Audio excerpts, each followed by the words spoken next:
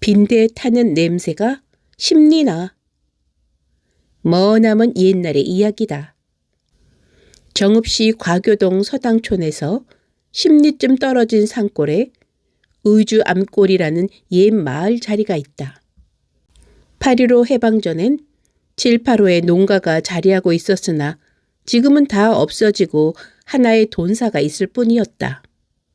석산 마을에서 내장사 쪽을 향해, 즉 남쪽 계곡을 타고 걸어서 10리쯤 가게 되면 이 의주암골에 이를 수 있다.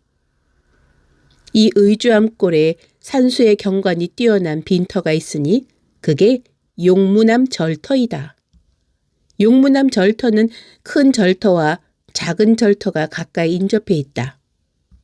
이 두 절터 중간엔 큰 송곳바위가 있어 요즘도 별통을 갖다가 이 바위 밑에 놓으면 벌이 모여들어 벌을 몇 통씩 얻을 수 있다고 한다. 이렇게 주위 산세와 경관이 아름다운 용무남 절터가 지금은 부서진 기와장과 하늘을 덮어버린 숲에 묻혀버린 채 산새들의 놀이터로 변해버렸다. 옛날 이 용무남에는 빈대가 많았다 한다. 빈대가 어찌 많은지 한밤중에 스님들이 자다가 일어나 옷 속에 빈대를 털어내지 않고는 잠을 이룰 수가 없었다. 방의 천장이나 벽에도 빈대요, 방바닥에도 빈대가 더글더글했다. 그러나 왜 유독히 이곳에 빈대가 심한지는 아는 사람이 없었다. 아주 먼 옛날이었으니 빈대는 약이 있을 수도 없고 손으로 잡아 죽이는 수밖에 없었으니 참으로 딱한 일이었다. 이때 용무남에는 여러 명의 승려들이 수도 정진하고 있었다. 그중 주지스님은 인격이 고결하고 학덕이 높은 고승이었다. 이 주지스님은 용무사에 머무는 여러 스님들과 불자들에게 빈대를 잡되 절대 죽이지 말라고 당부했다. 어떻게 수도승이 살상을 할 수 있느냐는 뜻이고, 또 이런 일쯤 참고 견디는 것이 중이 겪어야 할 자비 인욕이라고 강조하는 것이었다. 그러니 스님들은 빈대를 잡아 모아서 죽이지는 못하고 절 문 밖에 나가버리고 돌아오곤 했다. 주지스님 자신도 그렇게 했고 원체 못 견디면 옷을 벗어 빈대를 털어내고 입었다. 어떤 스님은 하룻밤에도 몇 번이고 일어나 빈대를 털고 잠을 잤다. 날마다 빈대를 쓸어 모아 버렸지만 빈대는 줄지 않고 더욱 극성을 부렸다.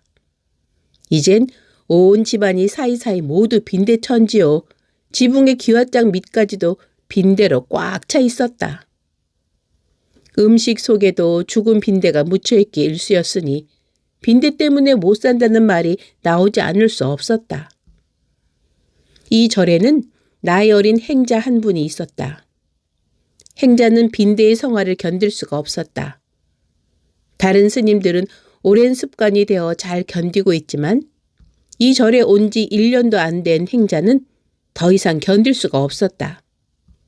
밤이나 낮이나 어떻게 하면 빈대를 없앨 수 있을까 하고 궁리를 했지만 엄하게 다스리는 주지스님 앞에 감히 어떤 방법의 제시도 입 밖에 낼 수가 없었다. 행자는 고민했다. 자기 얼굴을 거울에 비춰보았다. 뼈만 앙상했다. 이 절에 들어오기 전엔 얼굴에 윤기가 감돌고 생동하는 모습이었는데 1년 가까이 고기 한 점 냄새도 못 맡고 풀잎만 먹는 터에 밤낮으로 빈대에게 피를 빨리니 한숨이 절로 나왔다. 행자는 우라가 치밀었다. 그리고 별별 생각을 다 했다. 인간을 괴롭히는 동물을 없애는 것이 무엇이 나쁘다는 말인가? 인간도 살기 위해 빈대를 잡아야 할 것이 아닌가? 인간도 빈대와 함께 존재해야만 하는가? 인간은 왜 빈대로부터 괴롭힘을 당해야 되는가? 이런 생각에 행자는 마음 편할 날이 없었다. 어느 날이었다. 마침 그날은 큰절 송광사에서 행사가 있는 날이었다. 그래서 스님 모두가 이 행사에 참여하기 위해 떠나고 행자 혼자서 절을 지키게 되었다. 용무남을 떠나는 스님들의 뒷모습을 지켜보고 있던 행자는 이런 생각을 했다. 오늘 밤 저 스님들이 큰 절에서 하룻밤 자고 올 것인데 스님들의 속옷에 붙었던 저 빈대들은 이제 우리도 쓸만한 절에서 살게 되었다며 얼마나 기가 당당할까. 그렇게 될 때 저 빈대의 씨들이 또 금방 번식되어 큰 절에도 빈대 천지가 될 것이며 그렇게 되면 그 절에 머무는 스님들 또한 얼마나 고충을 받을까. 생각이 여기까지 머물자 행자는 주먹을 불끈 쥐고 일어나 부처님 앞에 엎드렸다. 저를 용서해 주십시오. 부처님, 저는 많은 스님들과 불자들의 고통을 덜어주기 위해 빈대를 모두 잡아 죽이기로 결심했습니다. 부처님께서 저의 뜻을 살펴주실 줄 믿고 큰 일을 저질러 버리려 합니다. 부처님의 하야 같은 자비를 저에게 내려주시옵소서. 거듭 용서를 빕니다. 이렇게 기도한 후 밤이 되기를 기다렸다.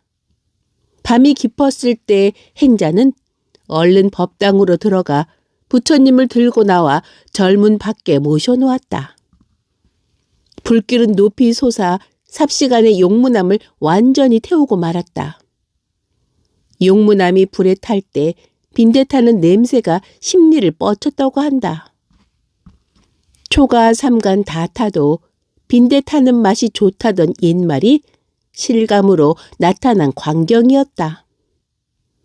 불에 용무남이 타고 있을 때 이 행자는 절문 밖에 모신 부처님 앞에 엎드려 흐느끼고 있었다 한다. 행자는 그 후 곧 법위를 벗고 속가에 내려와 절을 태우고 빈대를 죽인 참회의 눈물 속에 한 생애를 보냈다고 한다. 그 뒤 용무남은 다시 지어지질 않고 오늘에 이르기까지 절터만 빈대의 역사를 간직한 채 남아있는 것이다.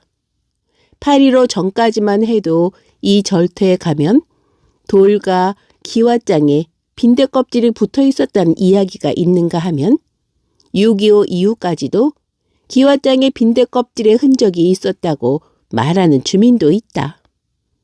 지금도 용무남 절터에 가면 산산이 부서진 기와장을 눈으로 확인할 수 있다.